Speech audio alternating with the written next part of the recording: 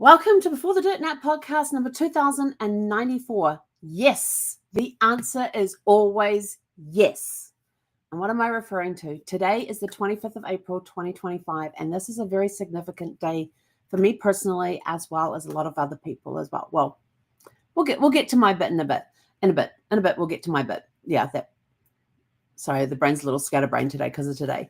So first of all, 110 years ago today, on this day in Gallipoli, the Anzacs, which is the Australian New Zealand Army Corps, invaded Gallipoli and had one of the bloodiest battles that they had ever had, I think, in their history. They landed at Gallipoli and invaded there. There was an 8-month battle, and the attitude, the young men who went from Australia and New Zealand were stepping into the unknown. It's what happened to them at Gallipoli in the Anzac spirit of courage, mateship, resilience. They brought back to their countries and helped reshape New Zealand and Australia to what they are today. They laid down those foundations. 8 months later is when they literally crept out in the middle of the night in their stocking feet. They took their shoes, and if you ever get to Wellington, go to Te Papa, which is our national museum in Wellington, and they have this whole thing about Gallipoli, which is absolutely incredible with what they have done. I got to tour through it in New Year's Day 2019 is when I got to tour through Gallipoli. I was blown away. They say it takes 20 minutes. It took my parents and I 2.5 hours. We read every single word. We looked at every single picture. We looked at every single mock-up. We looked at every single statue that was in there in great detail. We spent a lot of time in there, and it was a very emotional journey to see the conditions that these guys lived in, what they had to go through. And even though they ended up not winning that campaign, they came home with a resilience they came home with the courage, resilience, and mateship that helped shape our nations. And what also got me to is they literally crept out in the middle of the night in their stocking feet. They took their shoes off so that those because they're kind of on a hillside, they got a diorama made up of what the whole campsite looked like, and up the top of this hill was where the firing line was, and they literally took their shoes off so that the Turkish on the other side could not hear them leaving, and they basically abandoned the camp. But there was still gunfire going off because they jerry-rigged their rifles to fire shots by using water. They had water dripping into this thing. When it got to a certain point, the water was heavy enough to pull the trigger on the thing, which would then fire the shot, release the trigger, and they were able to start the dripping thingy on the rifle. It was a really cool setup, and they literally snuck out in the middle of the night. It was just incredible to see that and what they had done with that, and they managed to get down to the ships and onto the ships, and the ships were gone before the Turkish even realized that there was nobody on the other side of the hill. But Anzac Day has always been remembered for the sacrifices that the Anzacs made.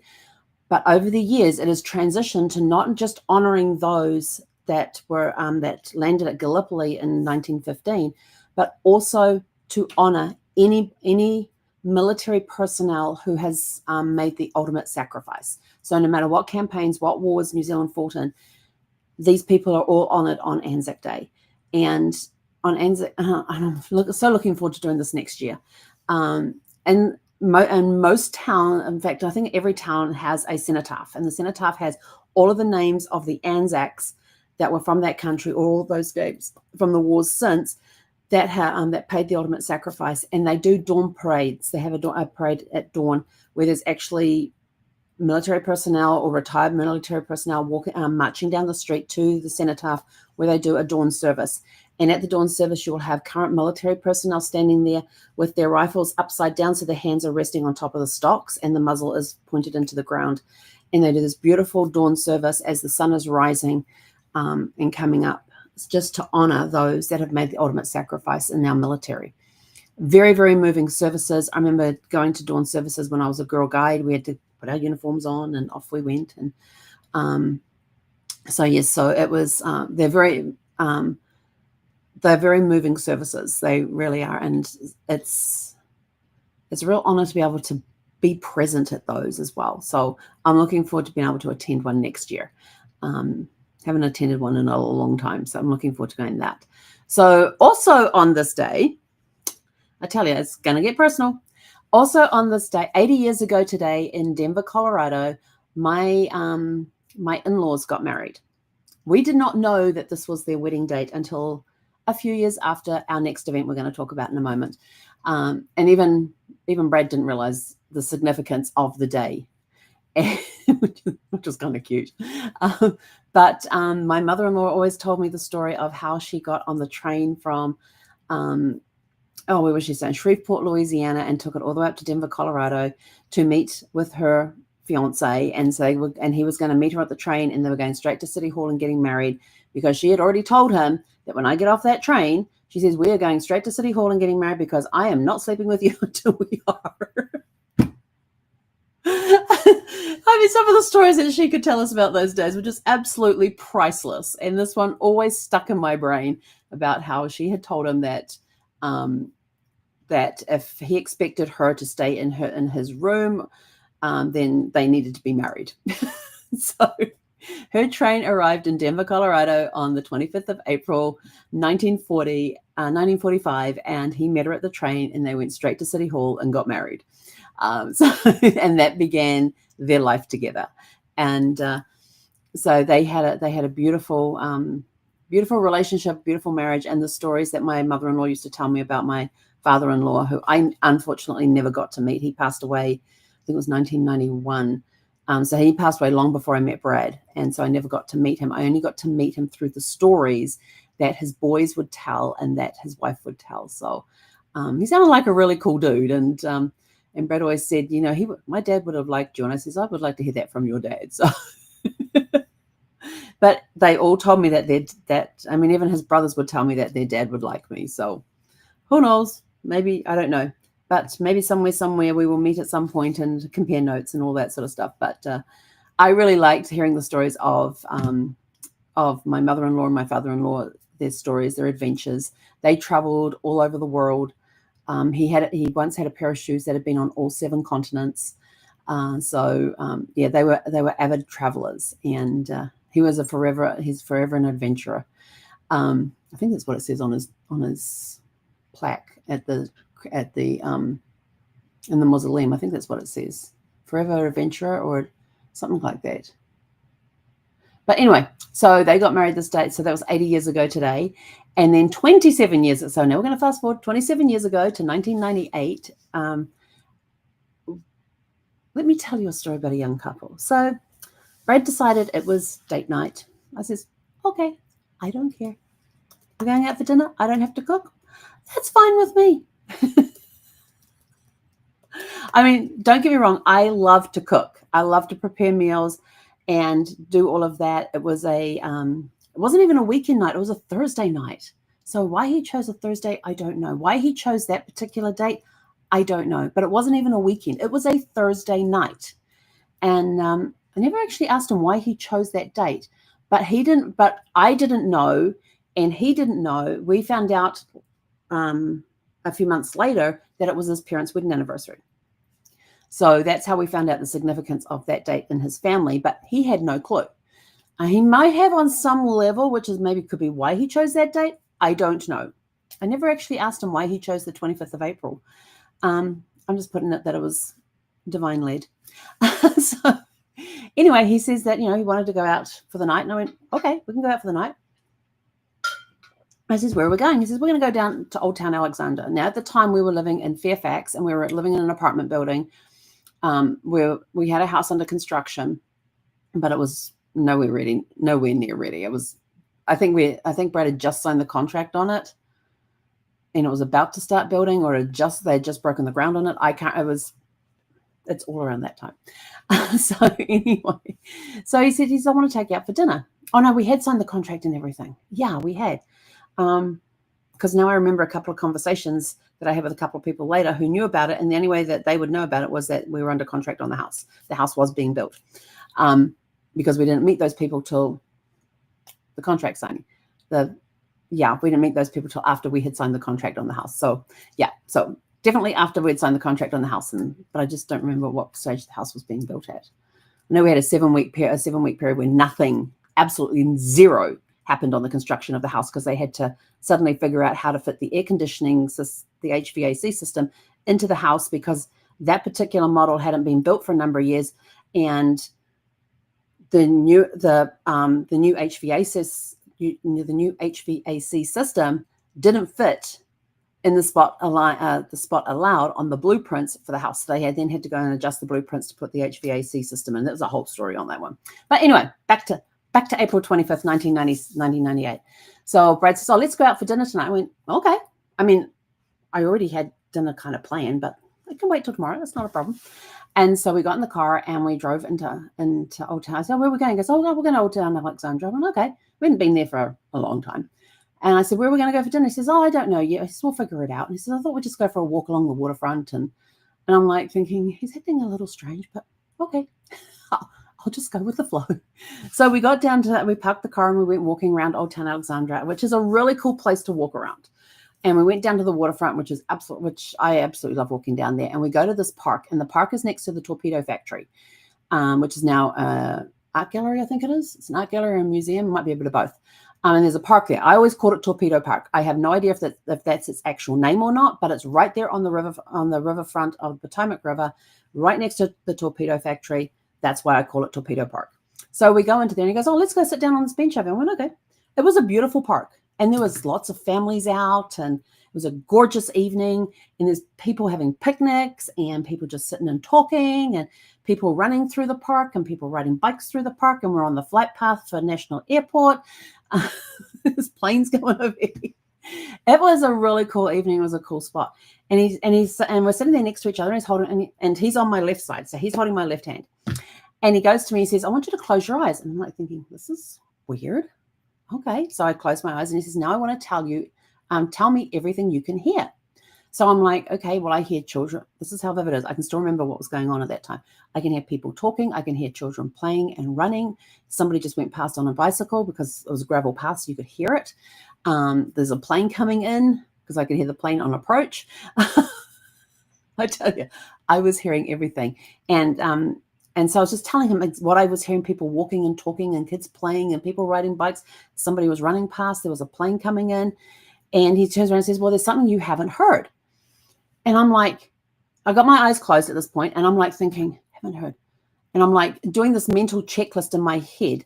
I'm going through the thing, even though he's still holding my left hand, I'm like mentally going through, the kids are playing, people are talking, I'm riding a bike, and I'm like checking off everything I've heard.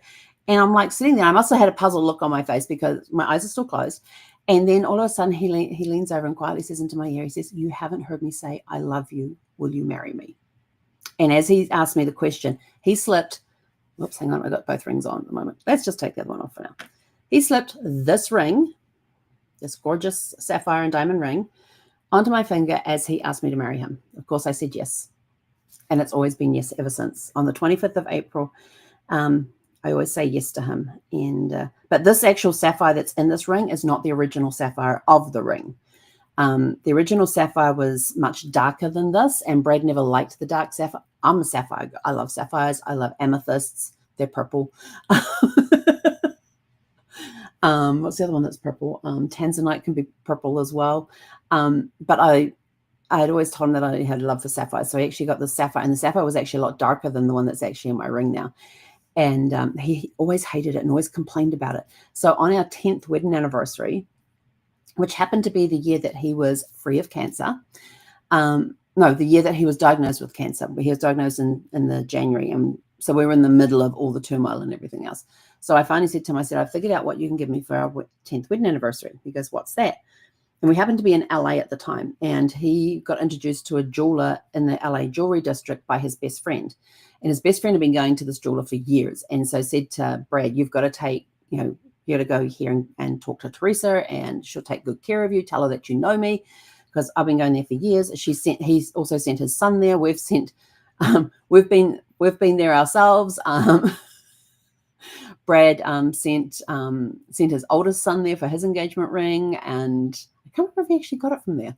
But there's been a few people sent to Teresa in the jewelry market there, and so I said, and he goes, "Oh, what's that?" And I said, "Well, you're always complaining about the sapphire in my ring. So for my 10th wedding anniversary gift, you can switch out the diamond, the sapphire for something lighter that you like, as long as the original sapphire goes into a heart-shaped pendant with diamonds."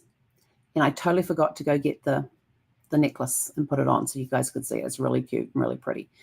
And he's like, okay. So we went, and so he called up Teresa and said, "This is what we want to do, and can you find a sapphire for me?" And he says, "I need it to be," and he talked colors and what he liked and all that. I had no idea. It was like mumbo jumbo to me. So on my 10th wedding anniversary, we went in to the jewelry store and gave Teresa the ring. She had kept it for a couple of days, got it all nice and cleaned, checked all the settings and everything else, put the new sapphire in there. And we went back a couple of days later and picked it up. And it was the first time Brad had seen the sapphire. So the first time Brad got to see the sapphire that he had picked for our 10th wedding anniversary was when it was already in the setting. And so this is my 10th wedding anniversary sapphire. And my original sapphire is in a heart-shaped pendant with diamonds. And I wear it every now and again. It's basically the only necklace I wore for like forever. So yeah, there was that one until Brad gave me a kiwi. My 50th birthday, he gave me a kiwi pendant. And I don't remember what stones is. There's a stone as the body, but he had to enlist the help of my parents with that one. The sneaky guy contacted my parents, told them what he wanted. They found it, bought it, shipped it over for to give me for my 50th birthday. It arrived after my 50th birthday, but that was okay. So he was a sneaky guy. But anyway, so back to our story. Total sidetrack. So of course I said yes, and I've been saying yes ever since. On the 25th of April, I would the first anniversary, I picked up the phone. I called him at work because I knew he wasn't at work, and his voicemail picked up, and I just went yes and hung up. When he got to work and heard the voicemail, he calls me up and goes, "Why did you leave a voicemail that just said yes?" And I said, "Because I was answering your question." And he goes, "What question?" I said, "What question did you ask me on this day?" And he think about it for a while. And I said, "Are you having a blonde moment?" For those that don't know, my husband was blonde, natural blonde. And he would have his blonde moments. And he would admit to having his blonde moments. The funniest time he admitted to having a blonde moment was when the nurse was trying to access his Metaport for his chemo treatment. And I cannot remember for the life of me what they were talking about. But the nurse gave him a really weird look about something he had said. And he goes, "What can I say? I'm just blonde and chemo brain." Her hand with the needle whipped back really fast and she cracked up laughing.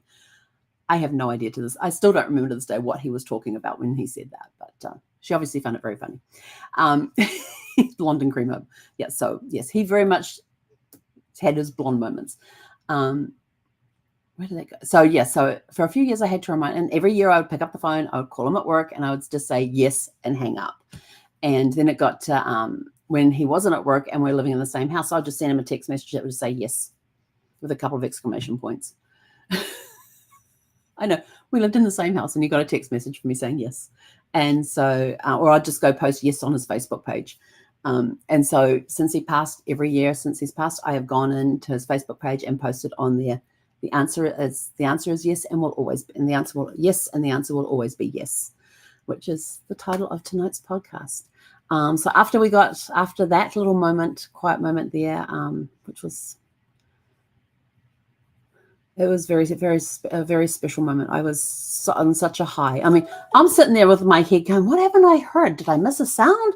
Like I'm going through my mental checklist there, and then he says, "You haven't heard me say I love you. Will you marry me?" And I was like, "Yes." There was just no hesitation on that one. And so then we got up and went walking around, and we came across this Irish pub. I think it was called Murphy's. Might be called Murphy. I think it was Murphy's. Anyway, we went to this Irish pub, and of course, Irish pub have fish and chips. I love fish and chips. And so we sat down, and sure enough, they had fish and chips. Brad had shepherd's pie, I think he had. And so we sat there. We enjoyed the evening. There was live entertainment. Even the owner came out, and he had this ratty-tatty, needed a brand new one. I mean, even the horn of the unicorn was laying on an ankle. But he had this hood thing that came on, and he didn't actually do it up around the neck, so he just had it hanging open. But it had a unicorn horn coming off the top that was not standing up straight. It was off to some side somewhere. And he did, and he put that on to sing the unicorn song. So we had a lot of, with the live band, we got to a lot of sing-alongs and all that sort of stuff. It was a great evening, a great way to celebrate. And it was just the two of us that knew that we were there celebrating our engagement. It was an awesome, awesome evening. I must say, it's hard to surprise me, but he did get a surprise off on me on that night. So he did well. He did well. So the answer is yes, and has always been yes. And so that's our special day of April 25th, when we remember those who paid the ultimate sacrifice, and remember my mother and my in-laws with their wedding anniversary, and remember my proposal date. So the answer is yes, and always be yes. And I will leave you with this, because whenever and there are New Zealanders out there that will absolutely know this, and Australians as well. But every Anzac Day, there was a poem that was done about the fields of poppies. But there's always just been this one piece that's always been taken out, and I want to finish tonight on it, because it's my way of honoring those that have gone, that fought the fight, paid the ultimate price. And so this is, I don't even remember the poem that it's from, but this is how it goes. And I'm going to end with this tonight. So we'll see you guys back here tomorrow evening at 6 p.m. Pacific. But here we go. So every Anzac Day, I always read this. It says, "They shall not grow old as we that are left grow old. Age shall not weary them, nor the years condemn. At the going down of the sun and in the morning, we shall remember them."